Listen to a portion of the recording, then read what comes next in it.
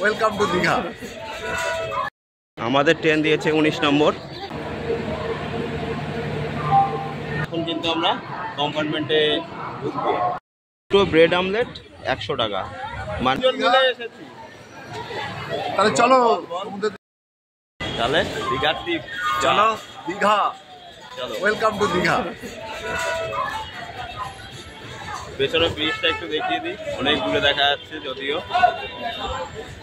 আজকে ভাগ্যটা আমাদের সাথেই ছিল, কারণ আমরা কিন্তু ট্রেনের টিকিট কেটে আসিনি। আর হাওড়ায় এসে দেখলাম যে তৎকালে এখনো 17টা টিকিট বাকি আছে, এবং আমরা সাথে সাথে অ্যাপ্লিকেশন ফর্ম ফিল আপ করে টিকিট কেটে নিলাম এবং পেয়েও গেলাম। আমাদের ট্রেন দিয়েছে 19 নম্বর, আর আমরা যাচ্ছি নিউ কমপ্লেক্সে। তা অনেকটা ডিস্টেন্স কভার করতে হয়, চলো গিয়ে দেখাচ্ছি। ওল্ড থেকে নিউ যেতে গেলে অনেকটা রাস্তা হাঁটতে হবে। এটা দেখি স্টেশনে প্রবেশের সঙ্গে সঙ্গেই কিন্তু বোর্ড বলে দিল হাওড়া দীঘা তাম্রলিপ্ত এক্সপ্রেস 6টা 45, অর্থাৎ রাইট টাইমে আছে। আমরা সোজা চলে গেলাম ট্রেনের দিকে। আর এইখানে একটি বিষয়, হাওড়া দীঘা তাম্রলিপ্ত এক্সপ্রেস, আবার যখন এটা দীঘা থেকে হাওড়া আসে তখন এটাই হয়ে যায় কান্ডারি এক্সপ্রেস।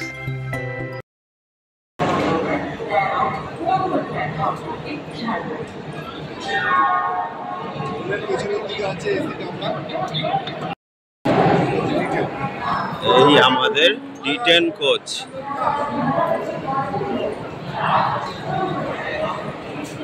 আর এটাই আমাদের D10 কামরা।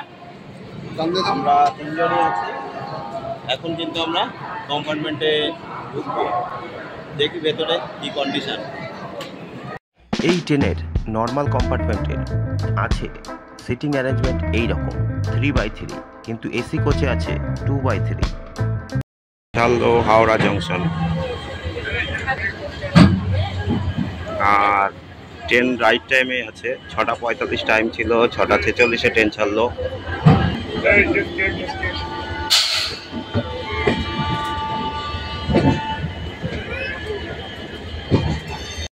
ট্রেনে টাইম ছিল 6টা 45, রাইট টাইমে কিন্তু ট্রেন ছেড়ে যাচ্ছে। আর হাওড়া থেকে দীঘা দূরত্ব 185 কিলোমিটার। আর যেতে টাইম নেবে 3 ঘন্টা, 10টা 5-এ ঢোকার টাইম। দেখা যাক কটায় ঢোকে। এই 185 কিলোমিটার জার্নিতে এই তাম্রলিপ্ত এক্সপ্রেসের হল্ট আছে 6টি স্টেশন। প্রথম স্টেশন সাঁতরাগাছি। বন্দে ভারত আমাদের তাম্রলিপ্ত এক্সপ্রেসের সাথেই কিন্তু হাওড়া স্টেশন ছেড়ে বেরোচ্ছে। আর আমাদের সাথেই কিন্তু একই সাথে প্রস্থান করছে হাওড়া পাটনা বন্দে ভারত এক্সপ্রেস, যেটি একই সময়ে হাওড়া স্টেশন ছেড়ে তার গন্তব্যের উদ্দেশ্যে রওনা দিল একই সাথে। দুটো ব্রেড আমলেট 100 টাকা, মানে শুরু হয়ে গেছে কুপানো। মোটে হাওড়া স্টেশনে এই অবস্থা। এর খিদে পেয়েছে, এই জন্যই আরো নেওয়া হলো, না হলে ট্রেন থেকে আমরা কিনতাম না। প্রচন্ড দাম, কিছুই নেই, শুধুমাত্র দুটো রুটির পিস আর একটা করে ডিমের অমলেট। বাহ, তুই তো আবার সাজিয়ে দিলি রে। আমরা চলে এসেছি মেচেদা, নির্দিষ্ট সময় থেকে 20 মিনিট লেটে। মেচেদা, আর এখানে স্টেশনটা বেশ ভালোই।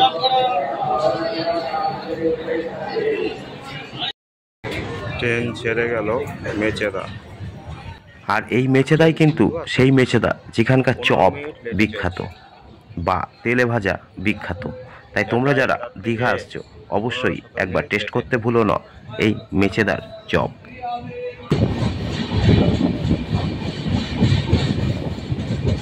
এর পরবর্তী স্টেশন তমলুক। মেচেদা ছিল আমাদের ট্রেনের দ্বিতীয় হল্ট, এবং মেচেদার পরবর্তী স্টেশন তমলুক মাতঙ্গিনী হাজরা শহর, যেটা ছিল তৃতীয় হল্ট। তমলুক নামটি শুনেই তোমাদের মনে হতে পারে যে বিরাট বড় জায়গা, স্টেশনটাও খুব সুন্দর হবে, কিন্তু আদতে তা কিন্তু নয়।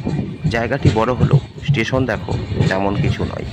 আমাদের এখানকার স্টেশনগুলির মতো অত জনসমাগম কিন্তু এইসব স্টেশনগুলিতে হয় না, যে কারণে স্টেশনগুলি মোটামুটি ফাঁকাই থাকে। আমরা ছেড়ে বেরিয়ে যাচ্ছি তমলুক, এবং পরবর্তী স্টেশন কি আসে সেটাই তোমাদের দেখাবো। কাথি, এরপরে আর একটা স্টপেজ, তারপরে স্টেশন দীঘা।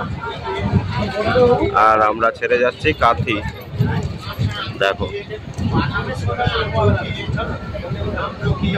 কাথি স্টেশন পুরো ফাঁকা স্টেশন, কিচ্ছু নেই।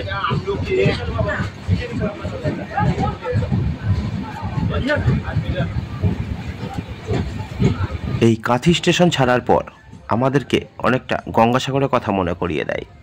যত আমরা কাকদ্বীপের দিকে এগোই তত দেখা যায় জনমানুষ শূন্য ধুধু প্রান্তরের মধ্যে দিয়ে ট্রেন ছুটে চলেছে। ঠিক এই রকমই কিন্তু লাগছে অনেকটা কাথি স্টেশন ছাড়ার পর। যত আমরা দীঘার দিকে এগোতে লাগলাম ততই বাড়িঘর আস্তে আস্তে হালকা হয়ে আসতে লাগলো, এবং শুধু ধুধু মাঠ আর মাঠ। দেখো চারিদিকটা যেন কিছুই নেই কোথাও।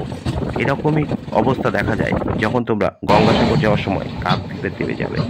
আর ট্রেনটি খুব একটা পরিচ্ছন্ন ছিল না, কারণ যেহেতু এই ট্রেনটি দুবার ট্রিপ মারে একই দিনে। যেটা আমি বললাম, হাওড়া থেকে যখন দীঘা যায় এটি যায় তাম্রলিপ্ত এক্সপ্রেস হয়ে, এবং দীঘা থেকে যখন আসে তখন এটি হয়ে যায় কান্ডারি এক্সপ্রেস নামে। তাই ট্রেনটিকে অতটা পরিষ্কার পরিচ্ছন্ন রাখা যায় না।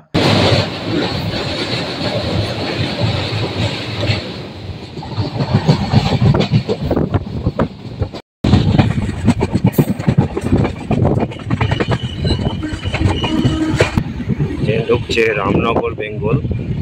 আর এখানে টাইম 10টা 38, কিন্তু এখন ঘড়িতে সময় 9টা 38। এখন ঘড়িতে সময় 10টা 2। রামনগর বেঙ্গল, এর পরবর্তী স্টেশন দীঘা। আর কি হবে, চলে এসছে দীঘা। আর এখন আমরা নেমে যাবো।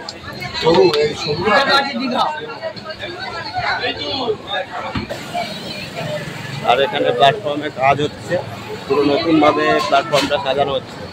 দেখো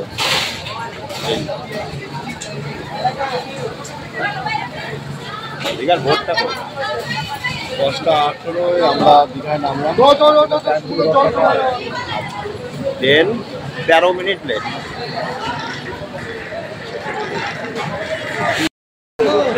আমরা চলে এসেছি। দেখো আমরা এই 3 জন মিলে এসেছি। তাহলে চলো সমুদ্রের ধারে চলো। আচ্ছা ভিডিওগুলো প্রচুর ভিড়। যদিও এখন দীঘায় অফ সিজন চলছে, তবুও স্টেশনে যাত্রীদের ভিড়টা দেখো। এনারা সবাই কিন্তু পর্যটক, কারণ দীঘায় সারা বছরই ভিড় হয়। আর দীঘা স্টেশনের এই পাশেই কিন্তু আছে দীঘার জগন্নাথ মন্দির। এই দেখো এই দিকটা, এই জায়গাটায় কিন্তু দীঘার জগন্নাথ মন্দির, যেটা আমরা দেখতে পাচ্ছি, হয়তো ক্যামেরাতে ঠিকঠাকভাবে ক্যাপচার হচ্ছে না। তো চলো দীঘায় গিয়ে পরবর্তীতে কিভাবে কি যাবে, কোথায় কি ঘুরবে সেটা তোমাদের দেখায়। দেখা হবে আবার নেক্সট এপিসোডে।